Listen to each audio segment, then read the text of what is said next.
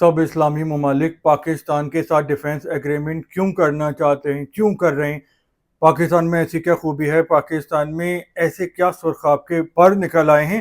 तो इस हवाले से कुछ अहम पॉइंट्स क्या हैं, डिस्कस करते हैं। देखिए, जो पॉइंट नंबर 1 है मेरे ख्याल से, वो है मई 2025 की इंडिया पाकिस्तान जंग, जब इंडिया ने पाकिस्तान पे हमला कर दिया था और ऐसा लग रहा था कि इंडिया तो अब पाकिस्तान को खा जाएगा, कच्चा चबा देगा, टुकड़े टुकड़े कर देगा और पाकिस्तान इंडिया से कभी भी जीत नहीं सकता।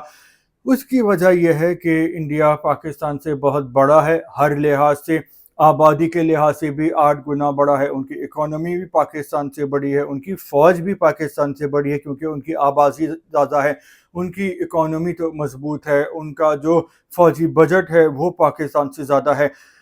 तो जब इंडिया ने पाकिस्तान पे हमला किया तो दुनिया वाले ये सोच रहे थे कि अब तो भाई पाकिस्तान की खैर नहीं है, अब तो पाकिस्तान को अल्लाह ही बचा सकता है, और अल्लाह ने ही पाकिस्तान को बचा लिया, क्योंकि पाकिस्तान ने उस हमले को ना सिर्फ दिफा किया बल्कि उस हमले को दिफा करके भी नाकाम बनाया, और उसके बाद जो इंडिया को जवाब दिया तो इंडिया के छक्के छूट गए, इंडिया के हाथों के तोते उड़ गए, और सारी दुनिया में जो है वो इंडिया की बेइज्जती हो गई कि इतने छोटे मुल्क ने इंडिया को इतनी बुरी तरह हराया।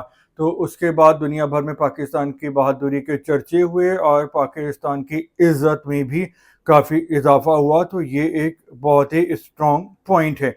जो दूसरा पॉइंट है वो ये है कि पाकिस्तान एक न्यूक्लियर ताकत है, पाकिस्तान के पास एटम बम है। अब वो एटम बम पाकिस्तान ने किसी पे फोड़ने के लिए नहीं बनाया, किसी को डराने के लिए, किसी पे हमला करने के लिए नहीं बनाया।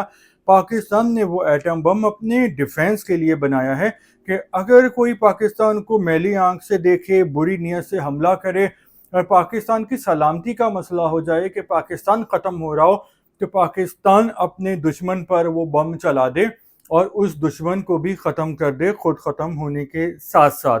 तो इसका जो मकसद है एटम बम का, वो किसी पे हमला करना नहीं है बल्कि अपने आप को महफूज करना है। और जो भी पाकिस्तान के दुश्मन हैं वो इस बात से घबराते भी हैं कि अगर हमने पाकिस्तान को मिटाने की कोशिश की तो ये हम पे भी अटैक कर सकते हैं। तो ये भी पाकिस्तान का एक प्लस पॉइंट है और पाकिस्तान की ये एक ताकत की अलामत है, न्यूक्लियर। तीसरा पॉइंट जो है कि जो इंडिया पाकिस्तान की जंग हुई थी तो ये फौजी जंग तो थी और आमने सामने लड़ी गई, और इसमें फ़ज़ाइया भी इन्वॉल्व थी और जो बर्री फ़ौज है वो भी इन्वॉल्व थी, बहरी फ़ौज भी चौकस थी, लेकिन उसकी नौबत नहीं आई। लेकिन ये मल्टी डोमेन वॉर थी, यानी ये डिजिटल जंग थी, जिसमें सैटेलाइट्स का इस्तेमाल हो रहा था और एक दूसरे के जो मिसाइल्स हैं उनको हैक करके उनकी पोजीशन भी तब्दील की जा रही थी। और इस जंग में भी पाकिस्तान जीता है और चंद ही घंटों में इंडिया को जो है वो धूल चटा दी है। इसके अलावा पाकिस्तान के जो तमाम इस वक्त पावर्स हैं बड़ी दुनिया की, उनसे अच्छे ताल्लुकात हैं। अमेरिका इस वक्त सबसे बड़ी पावर है, चाइना जो है उसके बाद बड़ी पावर है, लेकिन वो बहुत छुपा रुस्तुम है और उसने अपनी सारी ताकतें दुनिया को बताई भी नहीं है, अभी तक दिखाई भी नहीं है। रूस एक बड़ी ताकत है, तो पाकिस्तान में इनमें सबके साथ बुरे ताल्लुकात नहीं हैं, सबके साथ ही पाकिस्तान ने बना के रखी हुई है।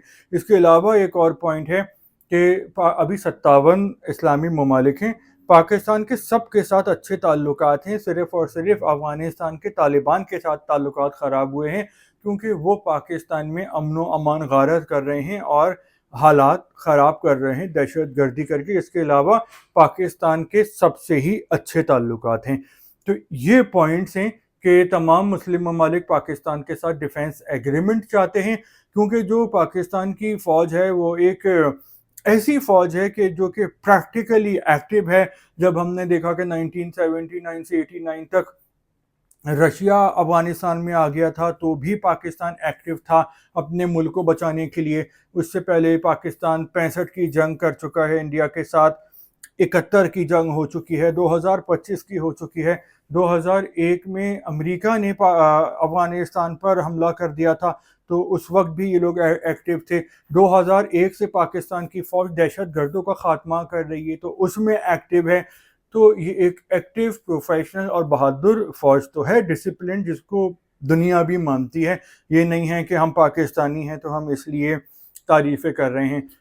लेकिन इम्प्रूवमेंट की जहाँ तक बात है کہ اگر یہی ہماری آرمی پولیٹکس میں انوالومنٹ اپنی ختم کر دے اور جس کا کام ہے اس کو کرنے دے کے سیاستدان آئیں جن کے اندر ایک قابلیت ہے سیاست کرنے کی، وہ آئیں ریفائن ہو کے اور وہ سیاست کریں، تو وہ سیاسی طور پہ بہتر فیصلے کر سکتے ہیں۔ اس کے علاوہ جو ہے اگر پاکستان کی اکانومی کی حالت بہتر ہو جائے تو پاکستان کے جہاں پہ سفارتی اور فوجی یعنی جنگی لحاظ سے اتنے چرچے ہو رہے ہیں اور اس کی ویلیو بڑھ گئی ہے، رسپیکٹ میں اضافہ ہو گیا ہے، تو اگر اکانومی بھی بہتر ہو جائے، یہاں پہ امن و امان ہو جائے، تو پاکستان دنیا کا ایک بیسٹ ملک بن سکتا ہے، جس کے لیے سب سے پہلے ضروری ہے کہ دہشت گردی ختم کر کے امن و امان قائم کیا جائے، پاکستان میں تمام لوگوں کو تعلیم اور ہنر حاصل کرنے کے موقع دیے جائیں، اور کاروبار فرینڈلی ملک ہو کہ یہاں پہ انویسٹمنٹ ہو، تو پھر جابز کریٹ ہوں گی۔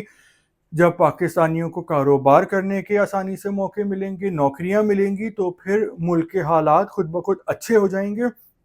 جب لوگوں کے پاس، ہر کسی کے پاس مناسب حد میں پیسہ ہوگا اور لوگ ہنسی خوشی زندگی گزار سکیں گے۔ ایک آئیڈیل بات نہیں کر رہا، لیکن بہتری ہونے چاہیے، بہتری کی ضرورت ہے اور بہتری ہو بھی سکتی ہے، جس کے لیے صرف نیک نیتی کے ساتھ کچھ کام کرنے کی ضرورت ہے۔